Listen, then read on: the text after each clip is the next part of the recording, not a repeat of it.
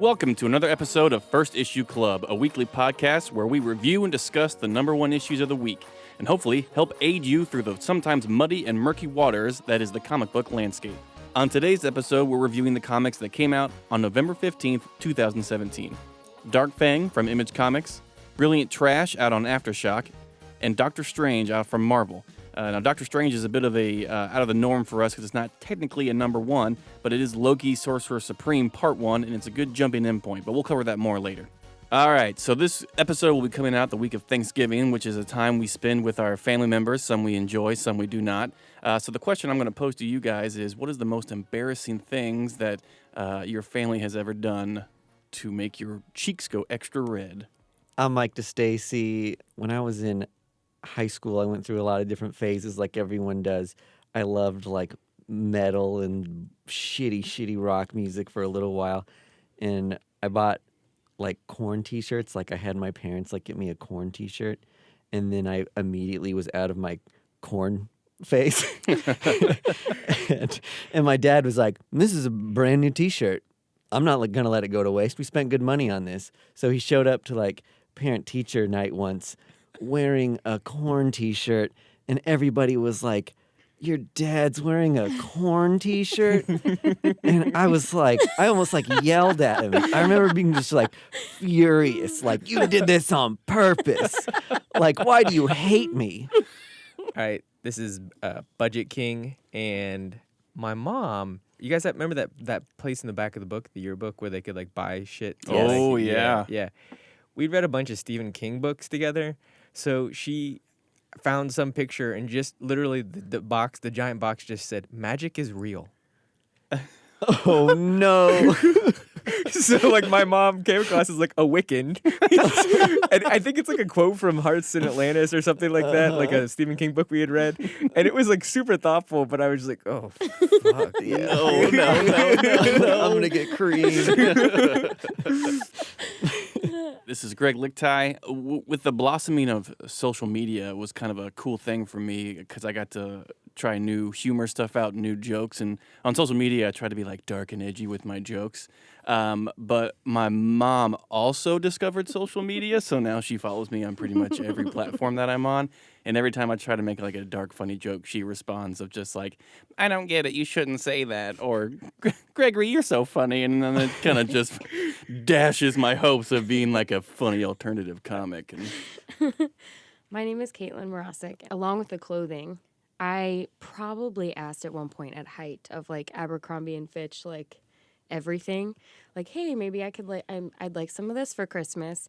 We were not very well to do in growing up, and I think they found on sale some like boys shirts. They were like very long sleeve, very big, and so I got 2 Abercrombie and Fitch shirts. They were boys, and they were like, "Why aren't you excited? Like, why aren't you wearing these?" And I was just like, I can't wear these long, baggy, like, men's shirts to school as a 6th grader. I don't know. But it was so kind, and I just felt like, well, I'll wear them. I wore them.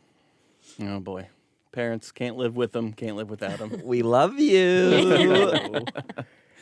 All righty. And with that, Budget King, Let's get this podcast started.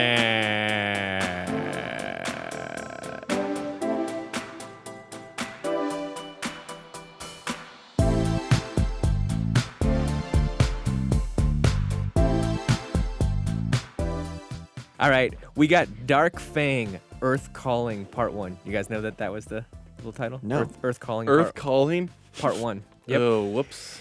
By Miles Gunter and Kelsey Shannon. Dark Fang is your typical vampire decides to become a cam girl comic book. Because why wouldn't a vampire become a cam girl and get all that money? Tokens, baby. Yep. But our main character was not always so cunning. She came from a seafaring background.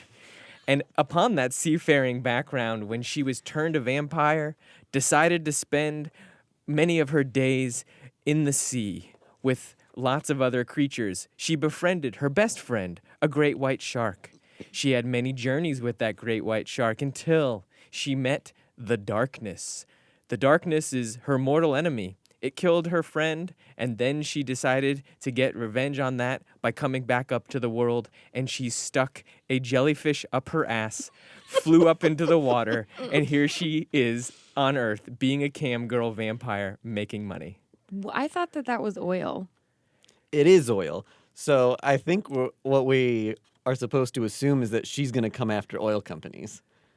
Okay. Like vampire look at the cam cover. girl takes on Shit. big So oil. the cover is like a globe just like soaked in oil, and she's taking a Holy bite shit. out of the globe like it's an apple. Mike dropped on me. I did not know that. I thought it was just darkness. No, yeah. Oil spill kills her shark friend. That's kind of what. Yep. Yeah. Okay. Which is like what I want on my tombstone. That's your whole thing. Yeah. Okay. Greg and his oil spill that killed his shark friend. Oh, wow. a little bit of setup for this book.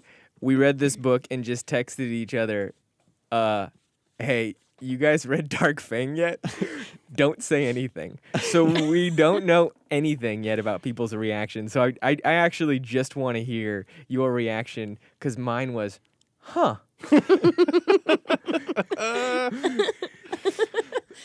Okay, so one thing I loved about this is that, yeah, she starts making tons of money by enchanting people through the computer. While So- being a cam girl. So yeah. she's a cam girl, but she's using her supernatural powers to like vex people. So she's having like crazy multimillionaires give her their entire fortunes, and there's this like oil giant.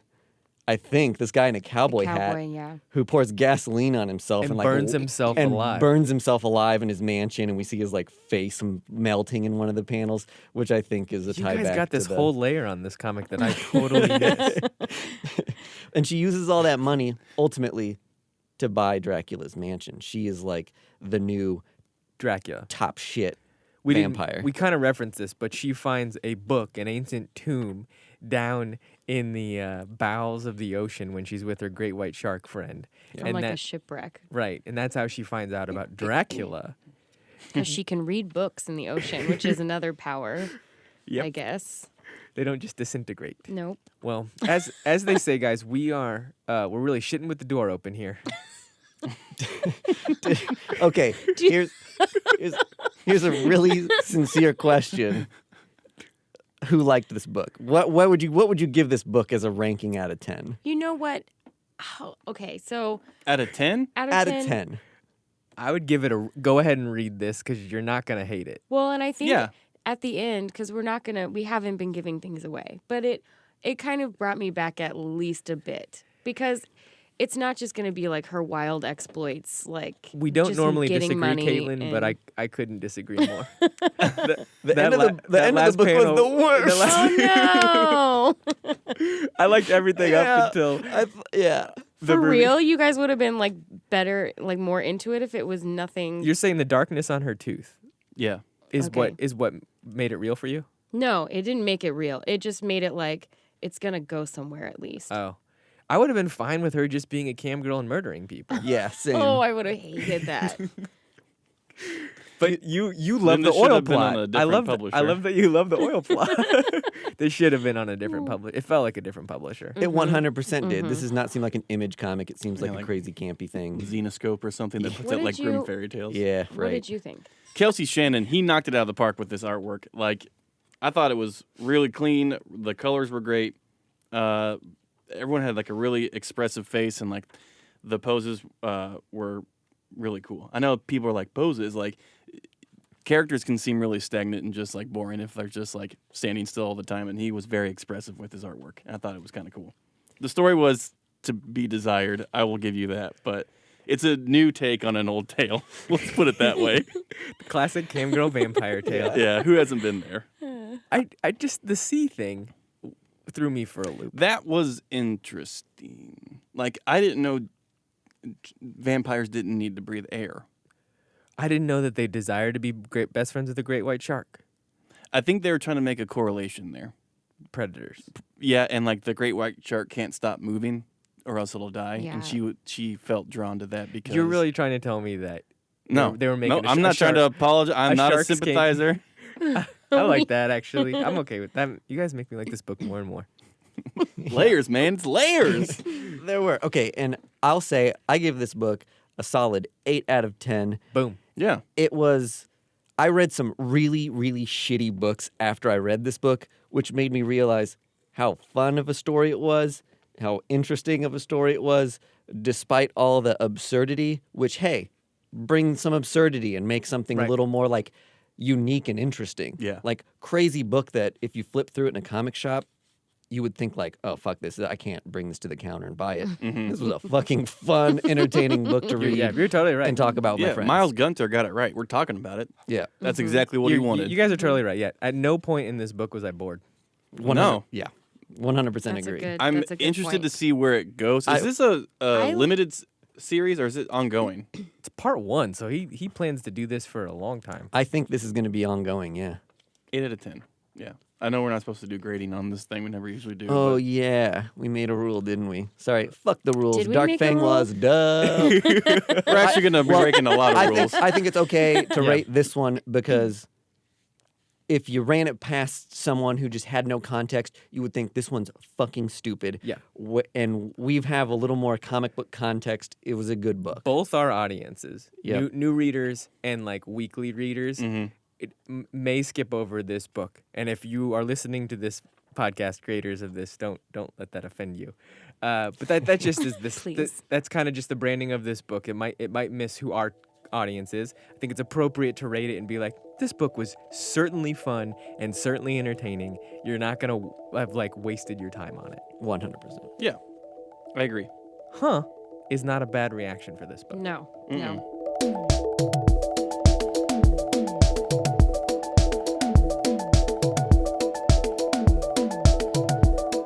So, Brilliant Trash, authored by Tim Seeley and drawn by Priscilla Petrates.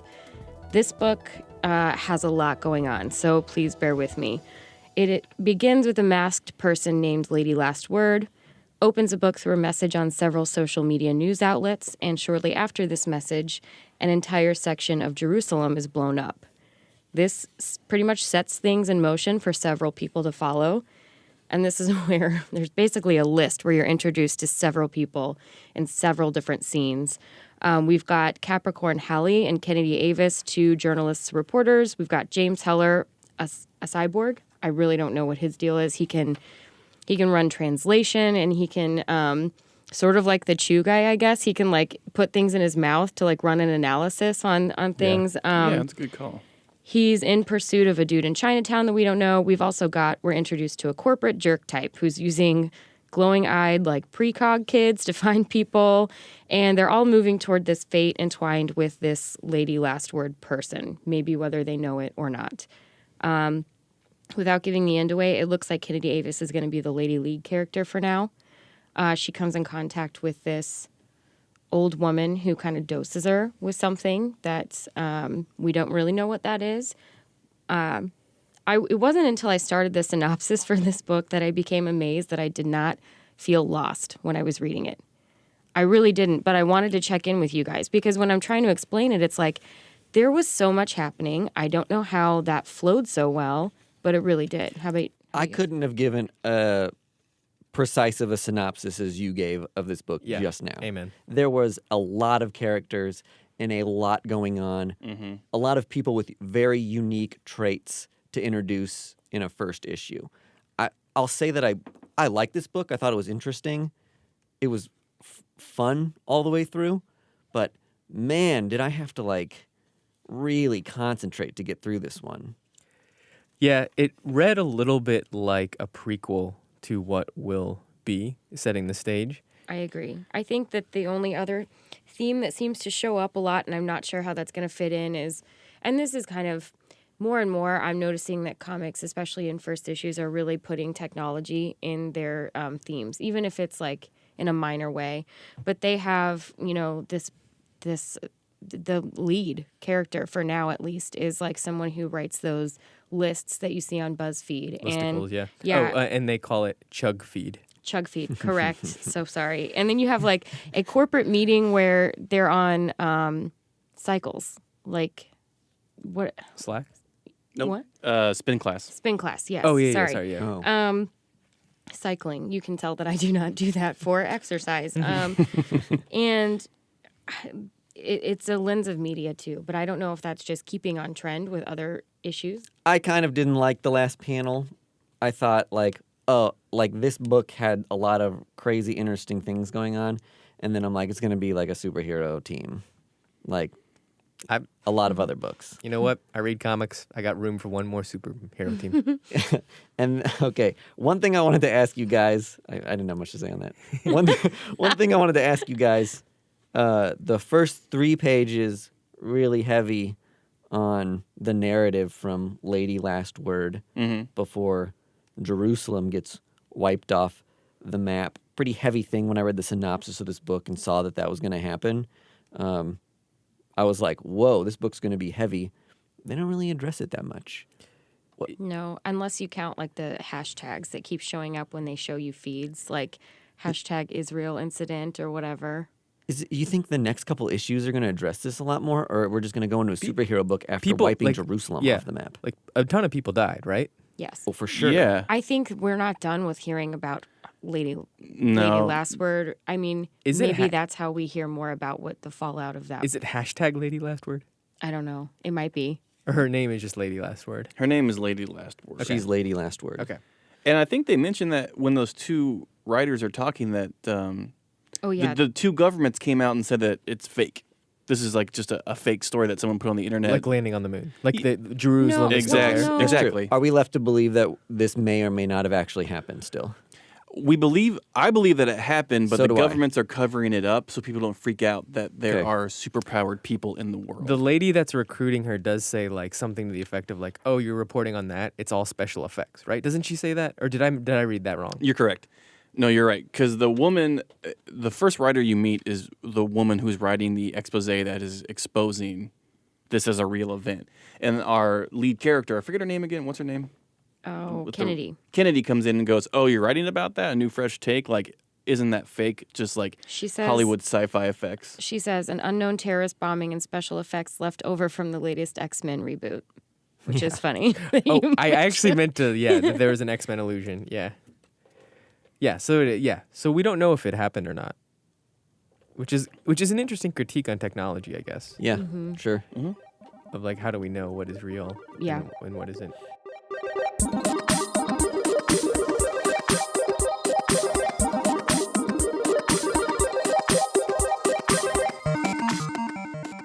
All right, next up, we're going to be talking about Doctor Strange number 381. What? Everybody chill the fuck out. Okay, Mike D. Here's the deal.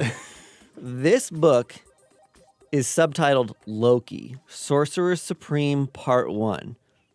Me and the club felt that this was a fun new story that was the perfect jumping on point into a classic Marvel comic book. The, characters are part of the pop culture zeitgeist now, and everyone's familiar with Loki, Hulk, Doctor Strange. Perfect time to start to get into a Marvel book that might be classically inaccessible and hard to get started. Mm-hmm. We read a lot of other number ones this week. This book was one of the funner ones, and we just really wanted to talk about it. Right. Well put. With that being said, let's get into Loki, Sorcerer Supreme Part 1. So in this book, Dr. Stephen Strange has given up the mantle of Sorcerer Supreme over to Loki, the god of mischief, brother of Thor. We know him from the movies. Meanwhile, Stephen Strange's house full of magical artifacts, which is called the Sanctum Sanctorum, is being watched over by his one-time apprentice, Zelma Stanton. Where's Doctor Strange? Still with magical powers and the ability to communicate with all living creatures, he opens an animal hospital and uses his powers to help animals a la Dr. Dolittle. Really fun book that throws a lot of stuff at you. What do you guys think of Loki as Doctor Strange? Classically in the comic books, Loki is more of a bad guy than we see him in the movie. A lot of similar situations happen where, you think like, maybe he's made a turn for good. In the comic books, we classically know he's always up to something. There's never a doubt in our head at this point that this is all going to come around and he's going to save the day. In true D&D speak, he is a true chaotic neutral. Exactly right. Yeah. Yes. So you never and I think throwing him into this. So I wrote, my notes say so much fun for this book. We did, like Mike said, we read a bunch of books. We even read Ninja K out on Valiant, written by the guy that did Daredevil, this cool teen book called Fence. And we just were like, I don't know. We all read this and we're like, we have to cover this. It feels like a good. I wasn't reading Doctor Strange before, and I love Donny Cates. Is that how you say his name? Yeah, he's brilliant. He's written a lot of good horror books lately, and I feel like he's going to be a great fit for Doctor Strange. He's going to put him into a lot of interesting predicaments, I believe.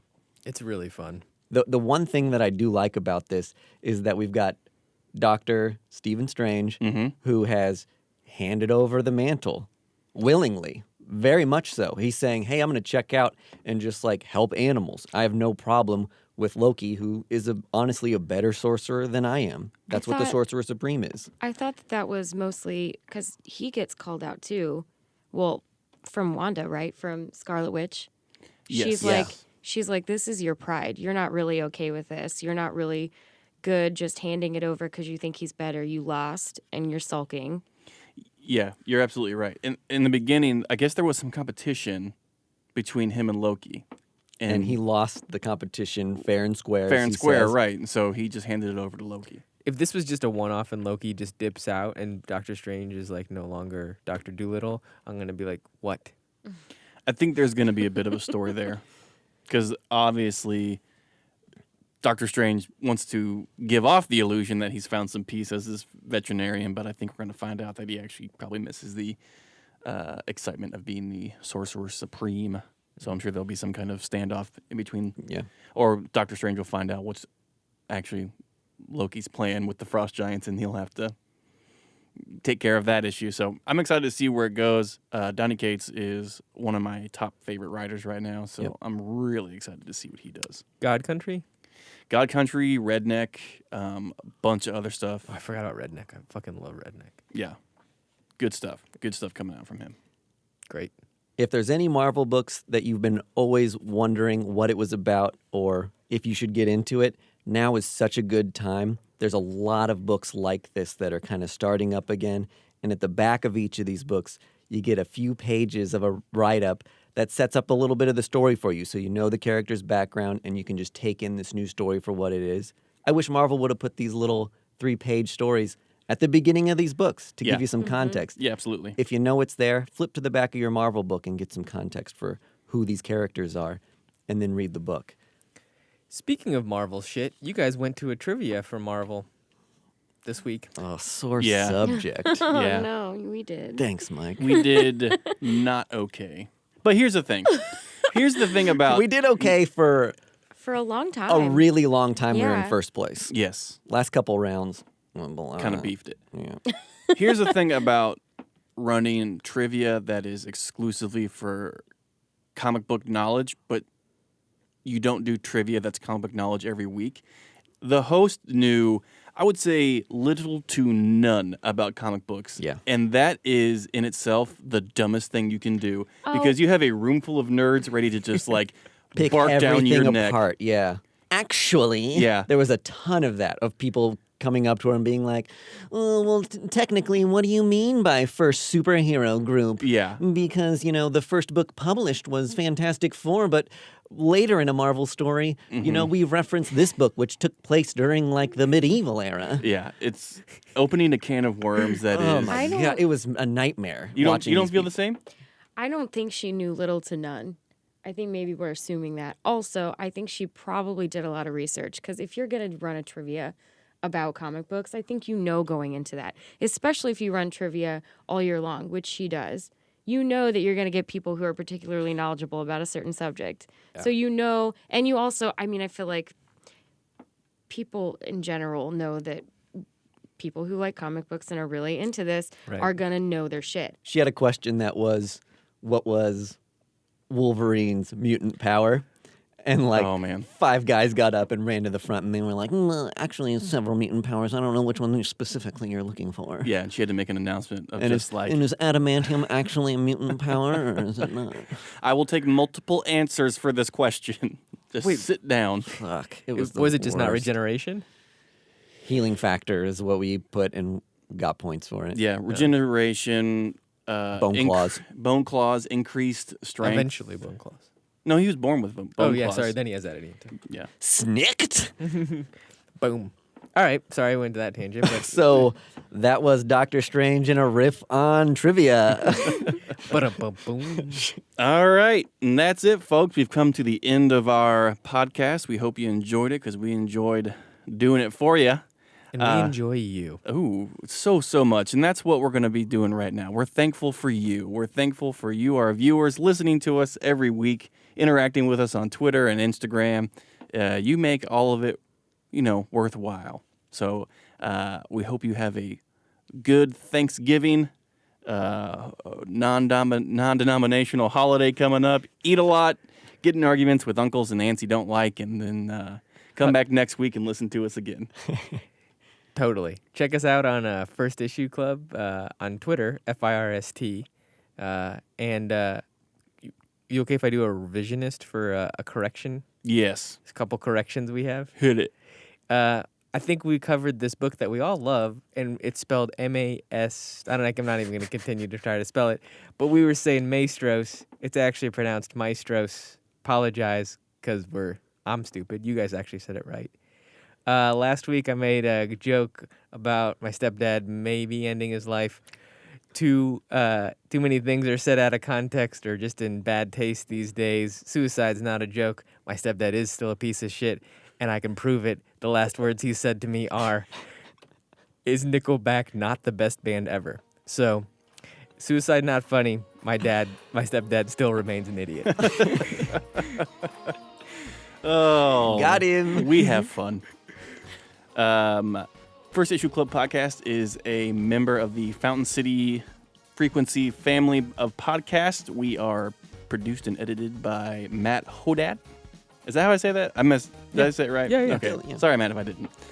Our music is by Primary Color Music. We are recorded in KCUR Studios.